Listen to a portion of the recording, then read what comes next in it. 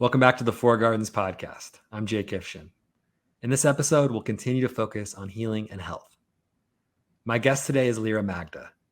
Lyrra is a folk botanist, hide tanner, and teacher based in the Southeast and Mid-Atlantic regions. She studies the plants and animals of these landscapes through the simple immersion of living close to them, cutting wood, carrying water, living in simple structures like tents and cabins, and cultivating wild domestic plants into a blur that erases their distinctions, raising animals, and processing roadkill. She has taught nature-based classes since 2014 and has facilitated plant walks since 2009. She mainly teaches adults in both public and private classes, both indoors and outdoors. Lyrra's special focuses include resilient, bioregionally sensible plant foods, an animistic approach to animal dismemberment that involves using nearly all the parts of the body, bioregional hide tanning, and fiber crafts. Lyrra is also a spinner, writer, primitive tattooer, occasional goat herd, herbalist, and lover of walking.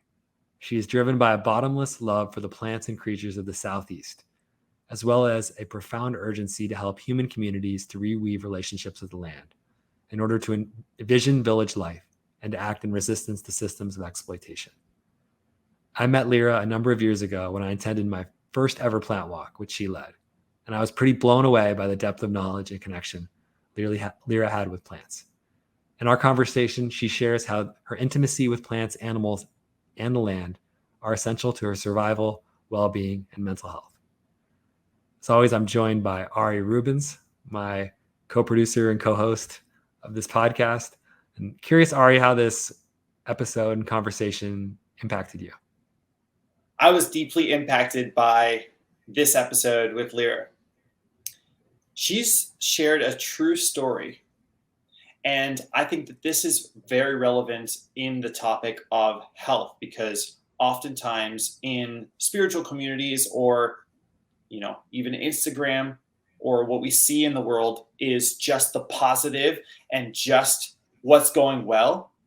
But there's an element of truth that I believe needs to be embodied in order to become the healthiest version of myself and for the clients that I work with, for being truthful with every aspect of your experience. So she tells her story, and I was really moved by just how she is truthful in her experience and what she does to maintain resilience through practices that I've also been involved with. So thank you, Lyrra, for sharing this beautiful conversation with us. What about you? I appreciate that truth telling too. And yeah, Lyrra, it's a great part of our conversation. A big part of it is about how we can't ignore, as Lyrra says, the piss, the shit, the blood in life too, of being, when we talk about truth telling, that, she asked ahead of time, can I swear in this episode? And I said, yes, of course, like be yourself. And she's very, embraces her experience in a way, or is honest about her experience, and also about the full totality of her, of what she experiences on land and what's happening around us. And we talk about in the conversation about how our separation, our hiding in civilization from so many parts of what it means to be alive is the source of so much suffering and so much illness too, as well. And so we get into that in the conversation, but a lot more too. So I really encourage everybody to listen to this whole conversation, and let's jump right in.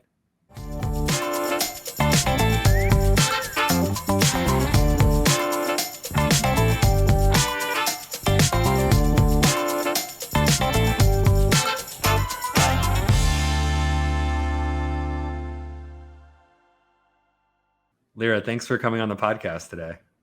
Thanks for having me.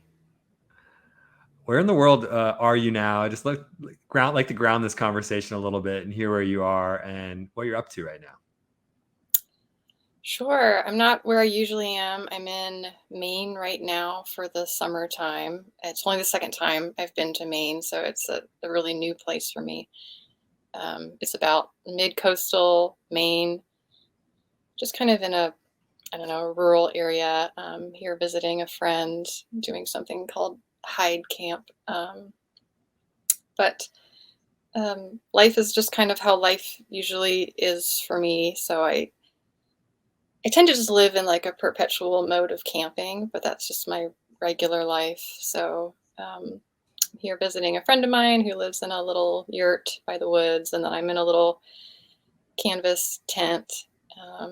And that's kind of wherever I am. That's usually typical for me, just kind of cooking, either cooking over fire, cooking over propane in the summertime, and then, um, I bathe in a cold stream or pond every day of my life, unless it's December, January, or February, and lantern light at night or candles, and just outside all the time in the elements. And I mean, that's just kind of that's my normal. So this is the first time I've been like in a room in a house. And this is like a little, I guess they call them camps up here, like a little house. They're not cabins in Maine. They call them camps. Um, Someone has graciously lent me this storage room in their house with Wi-Fi to do this recording. Thanks to Yeah. them. And you Yeah. mentioned that how this is a big deal for you to be inside right now, that you hadn't been inside very much, and how your lifestyle might not it seems probably normal to you living it, but I think it is worth hearing. I feel fascinated because I don't think many of our listeners are living that close to nature, to the elements as you are. So I just it's part of um, my interest in having this conversation with you too. Is I've known you since I first took one of your wild plant walks a number of years ago.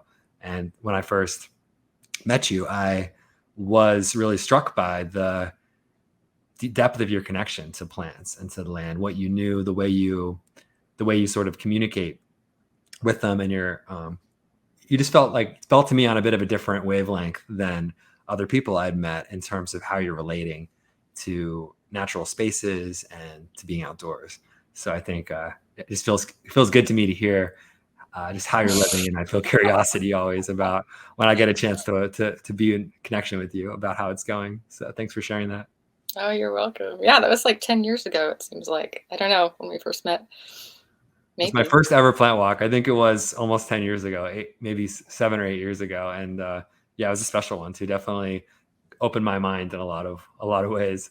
Um, but we had a plan for this conversation too, a topic we wanted to get into when we talked before about what we could cover in a podcast around health and healing. And a lot was coming up for you and I when we talked about mental health and about what that kind of healing looks like. So I think I'd like to just start to work our way into that by hearing from you how you think of mental health and healing, what your kind of general approach is to those concepts. Oy, yes. Oy. Um, it's like I feel like I've almost lived like 5 lifetimes at this point, which is ridiculous. I'm a young person. I'm like, be 34 in a few months. Uh, but almost like in terms of these questions, I really feel like I've lived like 5 lifetimes. And, when I was a younger person in my teenage years and a good part of my 20s, I think healing and mental health meant a certain thing to me. And that had more to do with self-realization, I guess. Like I was a seeker and I was a mystic and I wanted to know myself. I wanted enlightenment. I wanted to be enlightened. And healing to me meant something more to do with that, like inner and outer freedom. And I pursued an insane amount of schools and teachers and esoteric systems and blah, blah, blah, blah, blah, blah, blah, blah, blah, towards that aim for many, many years. A lot of time, a lot of traveling, a lot of money, a lot of investment of myself on all levels. And really, over time, that's totally changed. And, unfortunately, in a way, I feel like the older that I've gotten and as life has gotten more and more and more difficult, maybe, whether that has to do or not have to do with me just going off the beaten path a lot in this culture, that my experience of what healing means or what mental health means has really changed. And I think maybe it started off on, I want self-realization and to be enlightened, and really over time became more about just survival, like literally just physical survival, psychological, emotional survival. Like, how do I get through every day sometimes, or sometimes just moment to moment? and one difficult year after the next. So it's gotten a bit darker in a way. It's more real. I feel like I'm lower down, closer to the ground than ever, but it's not a pretty picture at all. I don't know if that answers that question. Yeah, it's a great start because I feel like both of these words of healing and survival are both pretty loaded, complex terms that people have different relationships to. My relationship to both those words has been evolving, but there is something important that idea of survival brings, and I would add to resilience of thinking, how do we face life's hardest challenges or the hardest moments. I think I would add that into the conversation too. Is it pretty alive for me of thinking about generating resilience? Something we talk to a lot of guests about is how they found resilience or hope or meaning in really hard times. And I think the survival piece is important because I too have been in a lot of healing communities too, or around healing spaces where the healing could be quite meaningful, but it's also it's done in a luxurious way. It's done in a way like healing can kind of be mixed in with some wellness ambitions of, Yeah.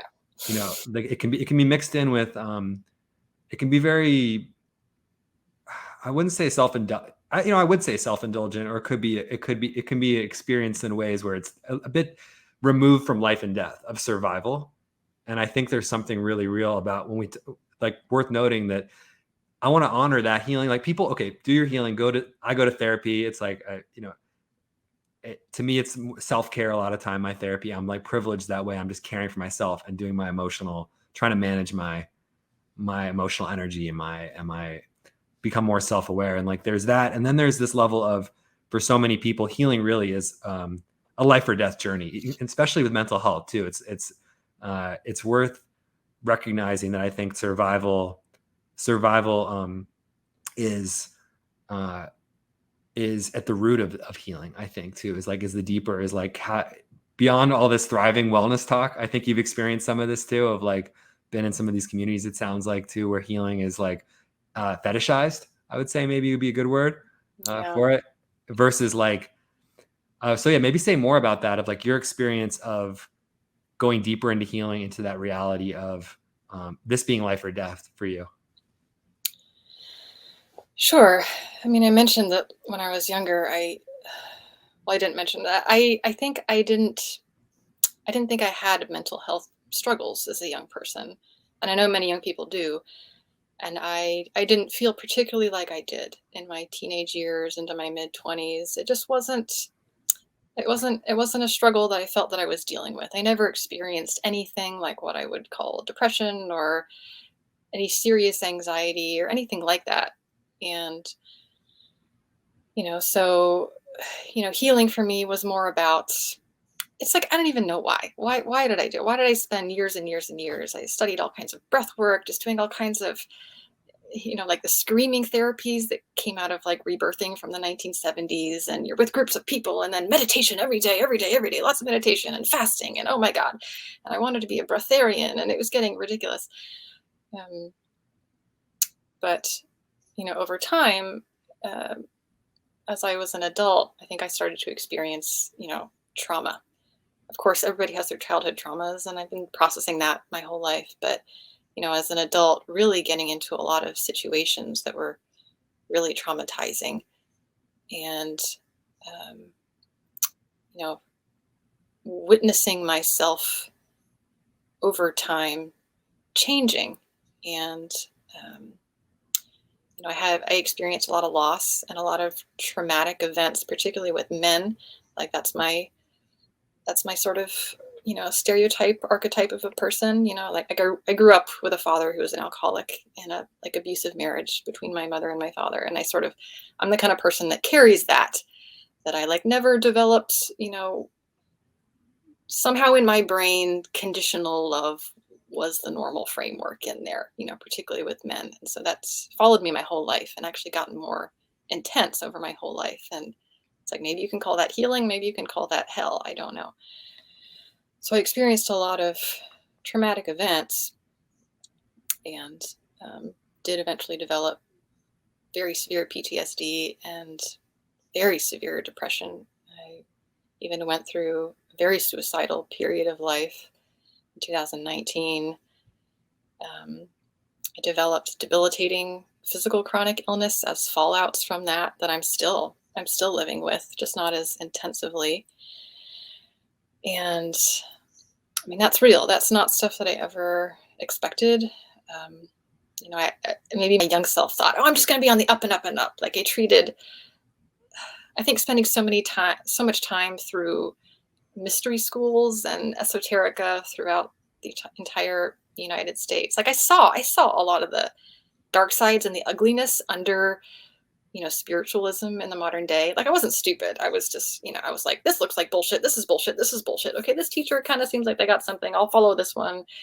But yeah, to me, looking back on it, I think a lot of that and what I see nowadays, like new age spirituality, it just feels like it's been totally co-opted by like the capitalist socioeconomic model that's about just actually pulling yourself up by your bootstraps. Like if you're suffering, that just means that you're not creating your universe enough. And if you just, if you do more envisioning, you'll have money. And if if you're not successful, just do more, spiritualize harder. And to me, it's just another form of pull yourself up by your bootstraps. That's, it's just ignoring really real forms of oppression in the world, like racism and classism and sexism. And I think it's also a really individualistic thing because it's all about self-obsession in a way. Like, how can I make myself so enlightened that I will turn into a cloud of air and leave the earth, And I think that's eventually why I moved away from a lot of those schools and teachers and teachings. Because I was like, I'm not trying to leave the earth. Like, that's not what I'm doing here at all. Like, this is the jam. Like, earth, like, I'm not trying to ascend, actually. Like, this is what it's all about for me. Like, literally, the blood, the guts, the mud, like, the birth, the death, the suffering. I'm like, I would do this 1,000 more times. And I think I just realized that's not really the vibe of what a lot of this was about. So,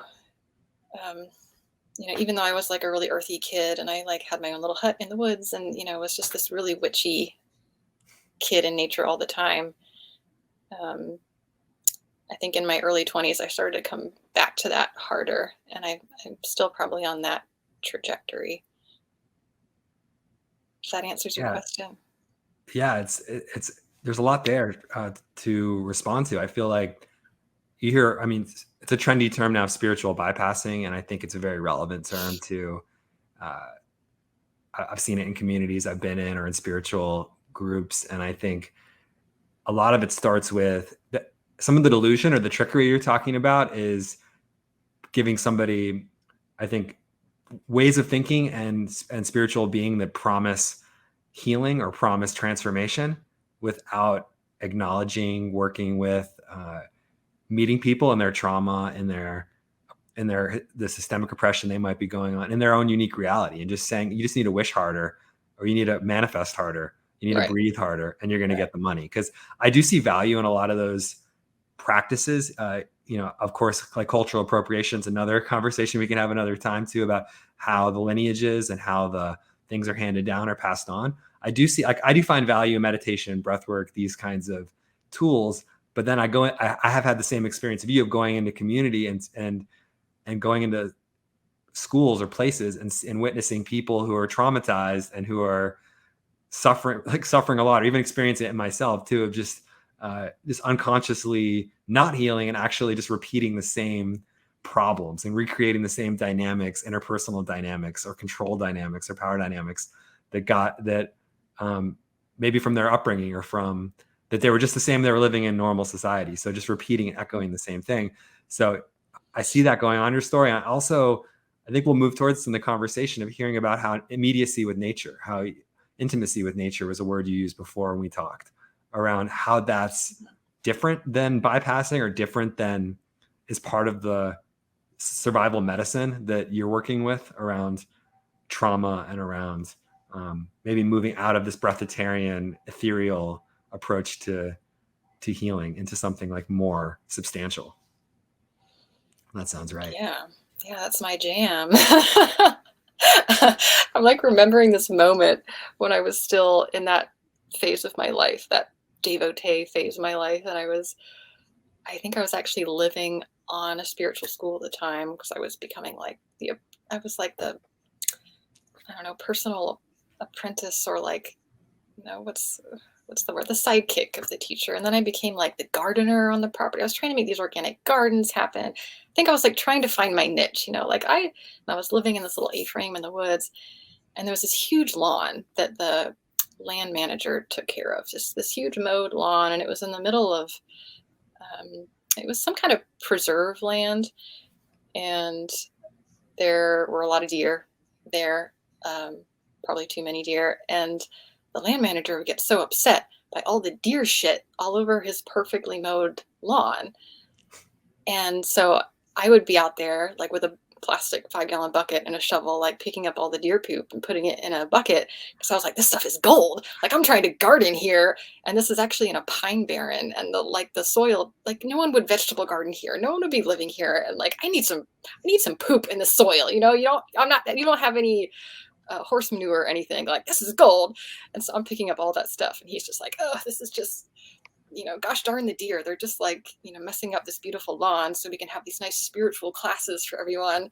And that was a real moment for me when I think I realized, because all these people, and I was a vegetarian and then staunch vegan and then raw foodist from the time I was like 14 up until my early 20s. And I was at the time, and they were all into this veganic gardening stuff. Like, oh, if we could just only order like soy proteins to add that to the garden soil.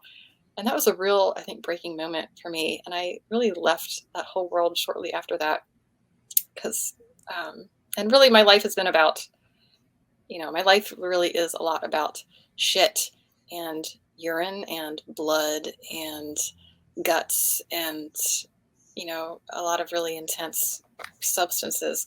So it's probably a long, long way to go about saying that, like, yes, intimacy with nature is, in a way, I just think that's like who and what I am. That's like literally what allows me to survive. Like, I'm a very neurodivergent person. Like, I've never really fit into the autism description, but I'm a very non-neurotypical person in that, like, I'm not like living out in the woods, like just for kicks. It's like, that's what I literally need to like stay alive. Like I literally need the immediacy of the elements all the time. It's like I have to jump in like icy cold water twice a day, even into December, and then starting again in March, like bathing outside. I like have to have a lot of sun. I have to be immersed in like all the plants, and fire and smoke is just like really important to me. I mean, I'm an animist, really, is what the definition of that is. And I really, if I'm out of that, sometimes I'll live in cities, and of course I go in and out of that, but I can only do it for so long. And like, I will just start to get sick. I just can't. Food loses its taste. I start to get really loony up there. So it's really not a choice for me. It's literally what I've just learned I have to do to survive. If that makes sense. It's not pretty. It's not easy, and it's not pretty. It's not how Instagram paints, all this kind of stuff. It's really not. Well, you started with the shit and the piss and the blood. You know Yeah. what you were saying, and the story about the guy with his manicured lawn and the no shit on it in the spiritual communities. This felt pretty perfect for that of no shit's not welcome here. Your piss, your blood. Like you don't get to be a full human here. Like these parts of you aren't welcome or aren't welcome. These parts of nature, we are nature, that this whole area of death, it's not really what we're focused on here. And so you were mentioning that you're animistic too. And I have a sense of that word. And one thing I'm taking from that is that the way you're living and need to live, I'm hearing too, it's not a choice. It's how you survive, is that death and blood and piss and shit are not excluded from that. There's like all is part of this philosophy you're living, and like maybe some examples of that, of how you're embracing all these different dimensions of life that are easy to ignore when I'm in the city or to compartmentalize. shit goes over there and there's no sick people around me. There's no, there's like this idea of being clean or something all the time, how that, how that Right, creates, where that right, fits. right. And it's another example in that same spiritual school, even the head teacher at the time, everybody was vegetarian and vegan. And every time she'd hear gunshots in the distance, the deer, it would just, she'd be, oh, why do they have to kill the deer and shoot the deer? Oh, this is just terrible. And even at the time, I was in that culture of veganism myself, but even still, I was like, there's something a little odd here, because we're all like doing lots of fasting and they're feeding us like fresh made juices, but then also like lots and lots of plastic bags of nuts that are imported from all over the world and tropical fruits. Like this is like enlightened food. And I'm like, I don't see this. Like these packages of processed almond milk, and like, is this really the way to enlightenment here? And, little did I know, over the years that I would just be, almost like thrown so deeply into the deer specifically and all the other animals and plants of the eastern forest here. And, I did go through some weird phases, as a young person. And as a young person, I would drive my car past, roadkill deer, and I would just experience such emotional agony. I would like literally just start like, like going into fits in the car of just like, oh, like just like the grief. And it just would run through my body so intensely. Like I felt it so intensely, just, super young empath type of kid. And, somehow life really pushed me uh, into, even though I did not want it at all. I was probably 23, 24 when a lot of this was happening, into really, really getting viscerally close with animals. And I basically I was in a brick row house in Baltimore City in a dingy basement with like roadkill deer hanging from the rafters with like a plastic baby pool underneath to like catch all the blood and the guts from all the animals I was processing. And, there I would be, with, my arms up to my shoulders, just shoulder deep in the abdominal cavity of these deer, just like, stomach and intestinal contents, like burping up all these crazy smells. And a lot of them were rotten and, just rancid fox fat and coon fat. And, I'd have these moments where I'm like, what am I doing? How did I get here? I'm like, I just sawed off the head of this beautiful deer and it smells really intense and I'm covered in deer blood and I stink like deer blood. And I'm just like carrying this decapitated deer's head like into a little patch of urban woods in the moonlight deep at night to feed to the other critters. Like, how did I get here? This is not what I had in mind. And it was really rocky. That was like a few years of a really rocky transition for me. And I fought it at every turn. And it's funny to think back on, because I look back on it now and I'm like, why did I resist that? Like these are my loves. Like, this is what I love. But that eventually really put me on a course of a study of all the old forms of animal dismemberment and a study of meat, how meat actually works. And not just butchering, but aging meats, just every pre-modern way, and tanning. So like traditional forms of pre-modern, pre-chemical hide tanning really it's one of the greatest passions of my life. It's one of my greatest obsessions. It's my main art form as a craftsperson. And then everything that came after that, how to use bone, how to use sinew, how to use, processed gut fiber, literally all of it. And how basically a majority of my food and how I survive in the world food-wise comes from those animals. So there's a lot to that, all of that. And it's just not, it makes people uncomfortable when they first hear it, but it's actually very normal. Like if people just jump into my lifestyle, they get it really quick. It's not as weird as it sounds. It's intense, but it's not. I mean, it's intense, but I find it very intriguing. And actually, when I opened this conversation with you about mental health, this is one of the first things you brought up, was how dismemberment and tanning, and these were like so relevant for you around that question. So I wanted to hear more from you about how these practices, this way of getting your food, this way of preserving meat, of relating to animals, all of it, how this changes your mindset, changes how you feel, or is a healing practice for you, it sounds like? It is. I mean, like I said, like intimacy with nature is literally like who and what I am. I don't think I could survive otherwise. I mean, I literally remember being like in fourth grade or something, a little kid, and I was schooled in like a very strict religious environment in Georgia in the South. And I remember I was taking like a religion class, and this word animism popped up as like a vocabulary word, and they gave us the definition. And I was like, I felt such elation in my body. I remember that moment. And I was like, oh, like, that's what I am. Or like, I love that word. Like, I love that. And then there was this, very religious older woman teacher to just kind of like slap that back down again.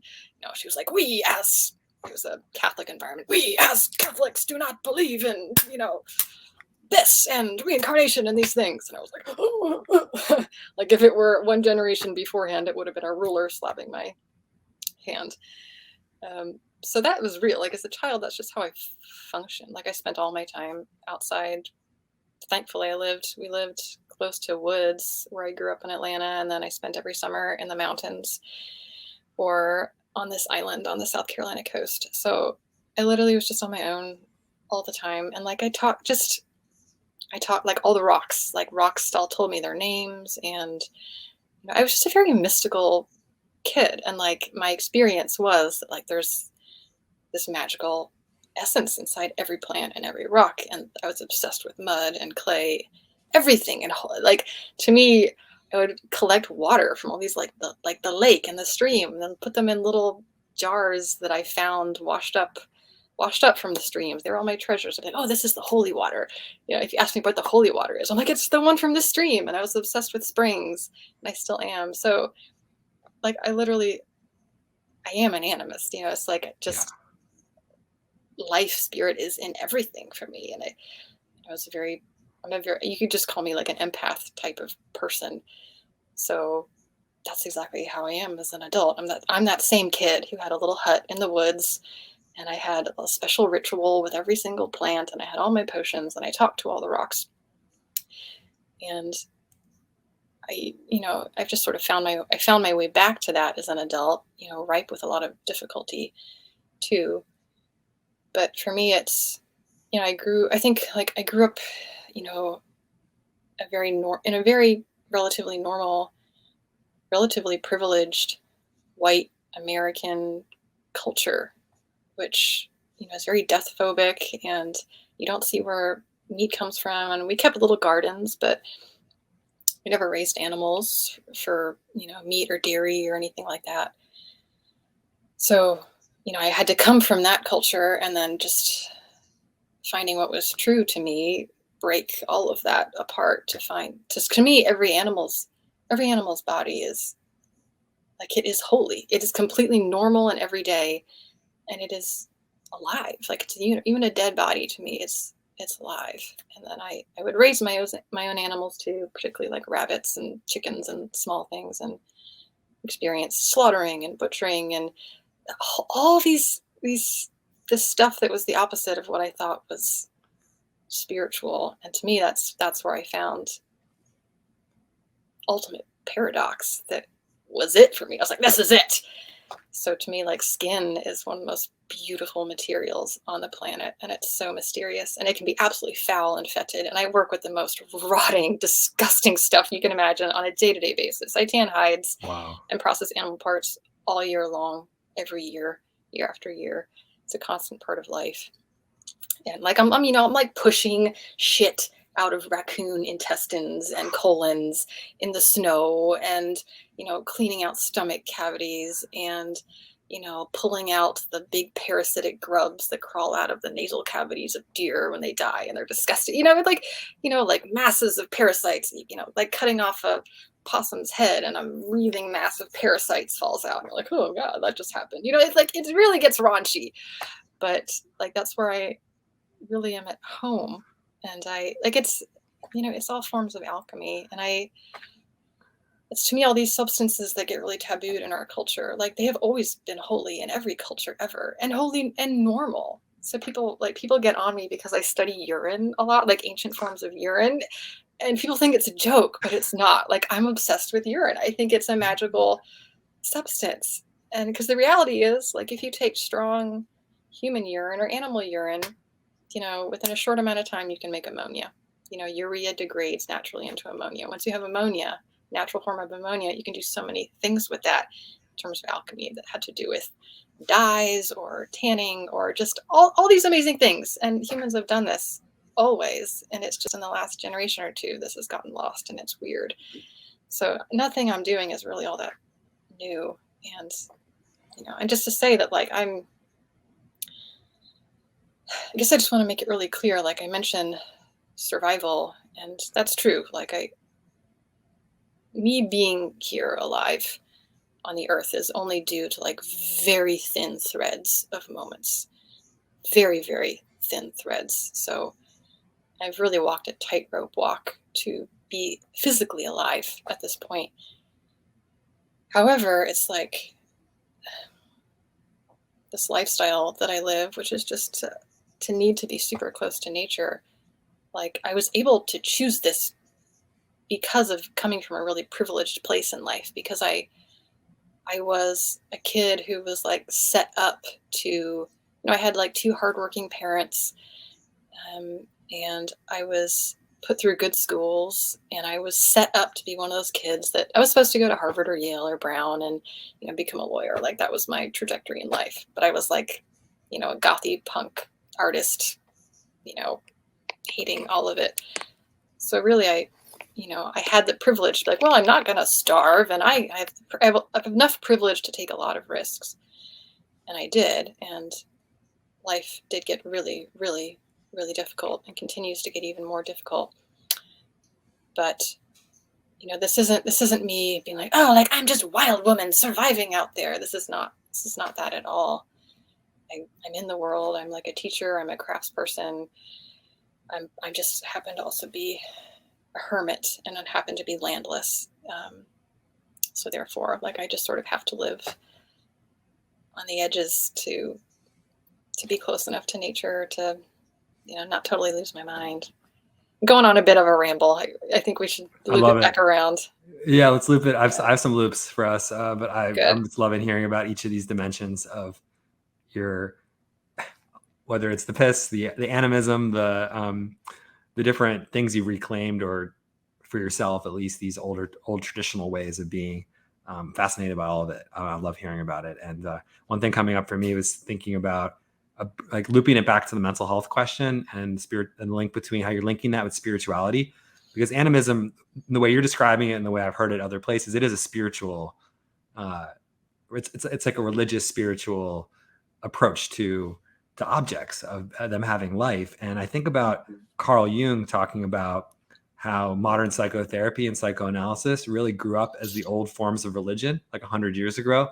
The old forms of religion stopped meeting people's unconscious needs, stopped creating the meaning structures. Like, it came at the same time, of course, like, it's also linked with the rise of, like, more science and reason and these other, like, Western approach, the kind of dominance of the Industrial Revolution. All this is tied together, but he's pointing out that for so many years, most of human history, there's no therapists out there doing mental health work with people. Religion is really where, spirituality is where, and organized religion delivered these, that kind of care, like did a lot, like filled a lot of that gap for people in their lives. And so, like, he gives the example of the ancient Egyptians, of like their unconscious minds being really different than ours, is being very fully expressed. He imagines he's projecting on them in a way of saying that they're more expressed on their, with what they're creating and how they're living in a different way. Like, and other cultures would have different ways of being. And so I think bringing this back to you, though, I think about how you're talking about mental health struggles and challenges, and how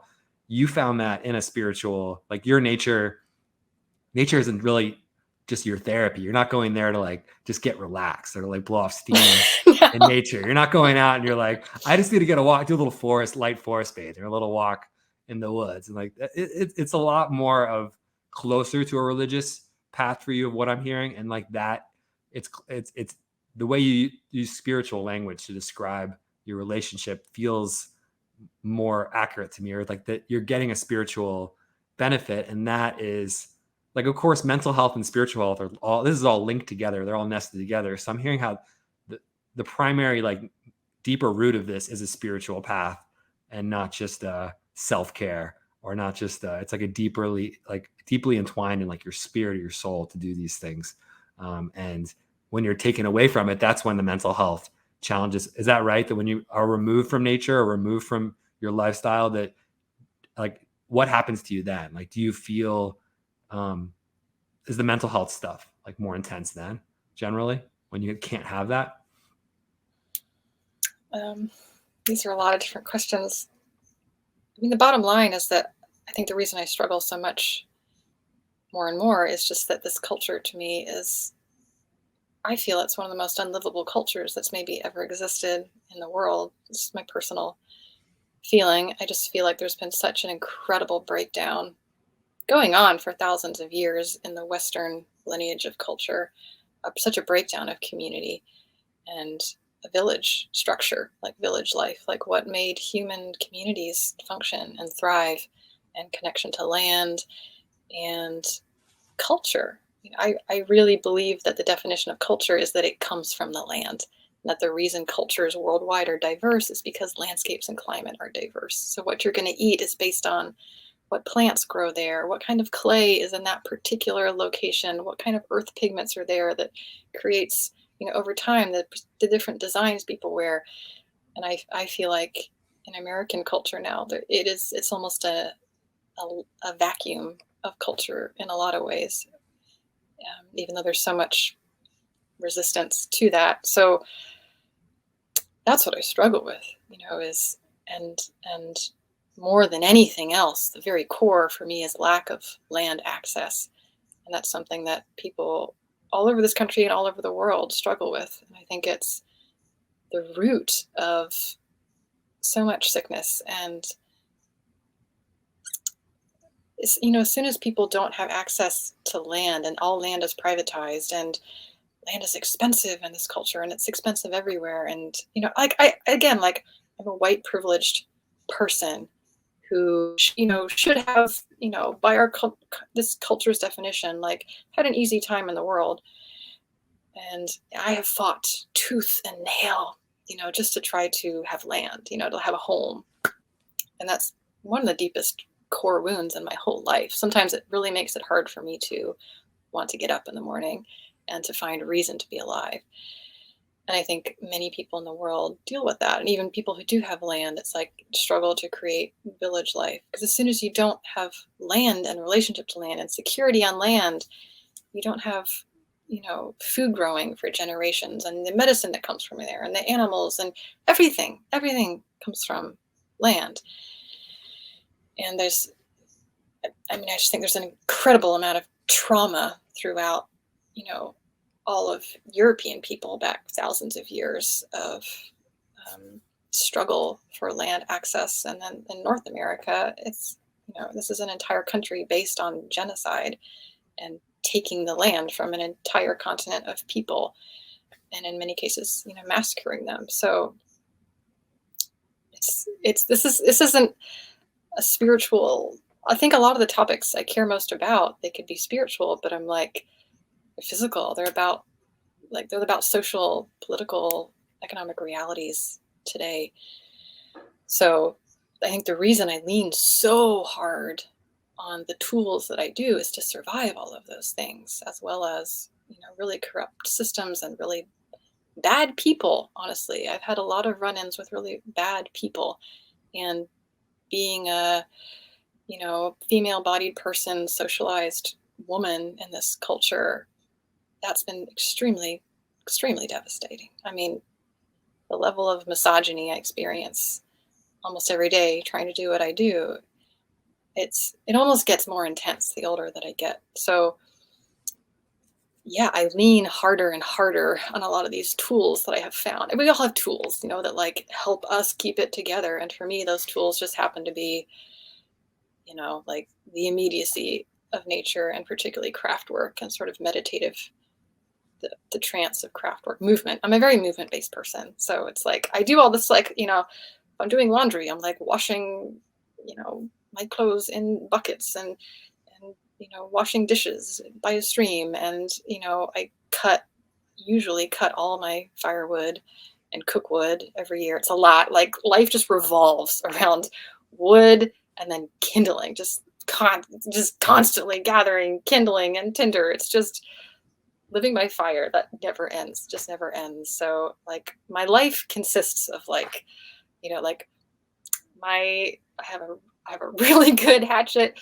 I have a really good felling axe. I have recently a chainsaw as of this past year, and I feel very fancy, which is like my baby, that chainsaw, and a draw knife. And like, these are my most precious possessions. I have really nice tools, and it's stuff that's like work is, that stuff is therapeutic for me. It's like, know that I'm going out in the woods with, a tarp over my back and my felling axe to fell some trees for wood, and also bark that I strip for my my tanning practice. You need a lot of bark. It's, that's therapy for me, but it accomplishes also the things I need to get done. Well, congratulations on the chainsaw. I wanted to say that first. And I also appreciate you being real about the suffering and the struggle you've experienced, and also this, like, naming this general sadness that we're disconnected from the land as humans, right? And this society, that I experience disconnection from the land, that whatever tradition you're in right now, I mean, I can just speak from like being a Jewish tradition, that's an earth-based tradition. Historically, it doesn't make a lot of sense if you take it out of the seasons and out of the crops and out of the traditions, the indigenous traditions of it. It starts to make less and less sense to me and be less meaningful or powerful the further you get from the land. And so I think you are really, I'm glad you said that. And I think it is really worth, I just wanted to repeat that and name that. That's real. And I'm also hearing too, though, that you are in your work, which is your therapy, and you're finding ways to survive. And also I'm curious too, what gives you the hope? What gives you the inspiration to kind of keep going, to keep teaching? Like, what do you want to, especially when we talk about, like, you're a teacher too, like, what do you inspire teaching now and sharing in the world? So those questions are what gives me hope, and then what inspires me teaching? Is that mainly? The answer of what gives me hope, that's a difficult one. I go in and out of period. This year in particular has been a very particularly difficult year. But so I'm thin. I'll admit to you, I'm a little thin on hope these days. But even when I'm at rock bottom, always, no matter what, it's the plants that, without cause, they give me hope, and they just arrest me. Looking at, I've been obsessed with plants my whole life. So if I just go walking, and just all the plants, the wildflowers of the roadsides and the meadows, just causelessly, they captivate me. They're miraculous to me. Like, just the way that plants continue to grow. It's like they're celebrating life every single day, and that never ends. And people, so many parts of the world are desertifying right now, and a lot of the western, states of the US too. And I'm here in the eastern forests, usually the southeast or the mid-Atlantic. And I feel so lucky that, like, places where plants grow, I think there's hope always. If there's plants, if there's water, then there's plants, then there's anything. Anything can happen. In terms of what inspires me teaching, or what is like, what do I enjoy? Yeah, you got part teaching? one down, but I was gonna say part two was, what do you feel inspired to teach right now in your teaching? Like, what messages, what ideas, practices are you most inspired to be teaching? So many things. I'm a generalist. I'm such a generalist. Like, I'm one of those people who, like, I do a little bit of this and a little bit of that, and people are always like, "Oh, a lot of people think of me as like, oh, I'm just a plant person. I just study plants and teach about plants. And other people think I'm just a fiber artist person because they always see me spinning and teaching about fiber work. And then other people think, oh, I'm just a tanner because they only see me doing lots and lots of tanning work. And other people are like, oh no, she's into natural dyes or tattooing. I have this whole side of my life that's sort of obsessed with, ancient forms of hand tattooing. So I have all these, I have all these, I don't know, chapters of myself. And to me, they don't compartmentalize because to me, they're all just like part of this big tapestry. So I do, on the outside, I think what I do tends to look maybe a little all over the place because I love so many different topics, like urine dyes, just this obsession I have with like using particularly species of lichens with aged urine to get these ancient forms of dye, bright color dye colors. Like that's something very specific and niche. That they'll have this other thing and this other thing and this other thing. But there are themes that run through all of them that I think are so consistent for me that light my fire. But I mean, honestly, if I had my way, like I really would, it's the animal stuff. It really is the animal stuff that I would love to like do that most of the time that I'm teaching, which would be just like getting people into like an immersive experience. I don't actually get to do this in life much. You have to do shorter classes and abbreviated things, but gosh, if I could just get people for a week or 2 weeks on a piece of land and just dive in to particularly getting close to animal and dismemberment arts, which I know that all just probably still sounds very weird to people, but I just feel so moved to do that and bring that to the world. And it happens constantly in my life all the time. And a lot of times it's one-on-one with individual people who want to learn, or just people that I meet as I travel, and I might just help one person, just skin one animal or do this one step on this or age this bit of meat or cook this. So I have these experiences a lot.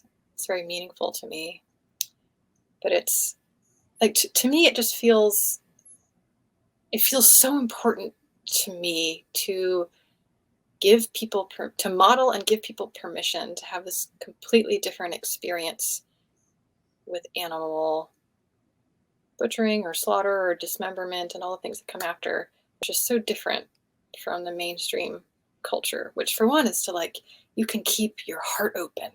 You can keep all your senses open, and please do. Sometimes if I'm teaching a person the beginning of skinning, it might take an hour. It might take an hour before we even get a knife to the animal. I just invite people just to stop and like feel the bodies and listen, whether that's listening with your fingertips, if you're a touch person, listening with your heart or your emotions or your whatever, and just to stop and experience whatever comes up. If it's joy, grief, rage, sorrow, just that it's all welcome, like the full spectrum of the gamut of all of it. It's all welcome. And I just see, and and then sometimes I have the experience as well, like, invite people to do that. I'll kind of like go hide behind a tree or pretend I'm doing something else in a shed and like peek over, and the person will be just like having a profound experience that's all their own. And I just start crying. I'll just start just absolutely weeping, in secret behind the tree or behind the shed, because we're just not allowed that in our culture. I just think, particularly for some reason, in particular, like butchering and tanning for sure, and hunting and raising it. A lot of this has been very like masculinized, and I don't even think it's an authentic kind of masculine. It's been masculinized in this way that it's like, oh, this is like tough stuff. You gotta shut down your emotions in order to do it. And I just don't think that's the way human societies naturally have ever been. So to me, just like giving people permission to do it in a very different way. And maybe it's a bit of more of a feminine way or something. I just find that, I don't know, it moves me. and just getting people to experience the magic of just like all these ancient forms of, it's not even ancient. People are still doing this in some parts of the world, even though it's dwindling. But I feel like I keep just looping back around into a rant. I'm like I said before, I'm into it, and I'm interested in this 1 week immersion coming up. One's happening in the Mid-Atlantic, and if other people are interested in, maybe we could put a group together and work with you. I have some access to land in Virginia. We could do some of this work. So I don't see it as a ramble. You very much inspired me to be more connected to animal processing, and I'd like to try. I'm personally interested. So yeah, if you're hearing this, I'm going to include your links below in the description to how to learn more that you sent me, Lyrra, and so people can connect there. But also people could drop a comment on this or an email to us at fourgardenspodcast@gmail.com if they're interested in coming together for a small group to work with you. If you'd be open to, so when you come through the Mid-Atlantic next, perhaps we could have a group to do some work with you. Would be really special if you're open to that. That would be great. It's challenging. It's very challenging logistic wise to make these things come together. That's why I'm pretty good at logistics. Rare. So I can support with that logistical piece. So stay tuned for that. We'll make a post about it too, for people who are listening to this, for some collaboration between us in the future. But thank you for describing your work there. I just want to see if there's anything else in terms of people getting in contact with you or things coming up that offerings you wanted to mention at this time. I do have a series of classes in the autumn this year coming up in Maryland. They're not necessarily animal based, but they're fiber based, and I'm very excited about these. It's a series of classes. It's a handful in October and November, and you can do just one or you can do the whole series, and they're a lot of it's focused on spinning. I'm very into spinning. It's one of my main sort of like trance works that really helps me mentally and emotionally regulate a lot. So a lot of it is on drop spinning, and then working with different plant fibers like dogbane or nettles. We'll also be working with wool and cotton. And these are with one of my favorite people in the entire world. Her name is Louise Wheatley, and she lives in Maryland, and it's at her house. I consider her a master weaver, even though she's very humble. She is, I think she's one of the most amazing fiber artists in the world. And so I just, to me, she's just one of the most magical, amazing human beings I've ever met. And she's got a beautiful fiber studio with all of her beautiful looms and plant dyes, and her garden where she grows all the, fiber plants and dye plants, and a cute little kitchen. So it's like a lot of my classes, really, really, really intimate, very small groups. And a lot of it is, I'm really doing this just to do it with Louise. She's one of my dearest friends, and I consider her a mentor. And she's also one of the most knowledgeable people that I have ever met on spinning and fiber. So those are in October and November in Maryland, and that's all on my website, which is stormsofdaylight.com. That sounds magical. Yeah. Really encourage people to check out Lyrra's teaching and events. Yeah. Yeah. And there is still space in those. Okay. Yeah, we can share those too below and elsewhere. And wanted to just thank you for having this conversation, for being so open to take the time today to go deep with me here and be yourself and be real with where you are and your growth, your journey. It was beautiful today. I certainly got a lot of this conversation. I'm sure others will, listening to this too. So thank you so much. Great. I feel like we just touched the surface on things, but hopefully it'll be useful to people. It's like I'm a hermit, but I feel like I could talk for 100 hours about all my special interests. I found that meeting hermits in the world are people that are, they like to talk. I feel like if you spend a lot of time alone and doing cool stuff, you have a lot of words Depends keep what a you lot of talk it about. stored up. If it's one of my special Right if it's questions. tanning, Yeah. I'll talk about it for 10 hours a day, 20 days in a row. If it's something I don't care about, it's like, leave me alone. Back in my hut. Well, it was great talking to you about the topics you are passionate about in the world. So appreciate it. Thank you. It's been a pleasure. That was my conversation with Lyrra Magda. Thank you so much for listening. And as always, we have a special health tip at the end of each episode with Ari Rubens. Ari, passing to you. Hey, this health tip is on cold exposure. So in the episode, you heard Lyrra share how she's been cold plunging or bathing most months out of the year. And while it's kind of challenging sometimes to find a stream, for most of us, it'll be cold showers. So for most people, and if you're one of them, you hear cold shower and you immediately go, no way. So first off, the best way to get into this practice is to first learn about the benefits.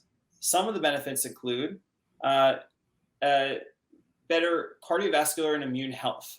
So it stimulates these aspects of our body and improves your mental strength to tackle on anything, especially if you start a cold shower early on in the day. You are set to confront any challenge with a sense of calm. You can always reflect, hey, I did a cold shower, I can do anything. And finally, it wakes you up. So if you're having a hard time getting going in the morning, energy-wise, jump into a cold shower and it will give you a boost of that adrenaline so you're set straightforward like a rocket launcher. Now, ways to get into this goes as follows.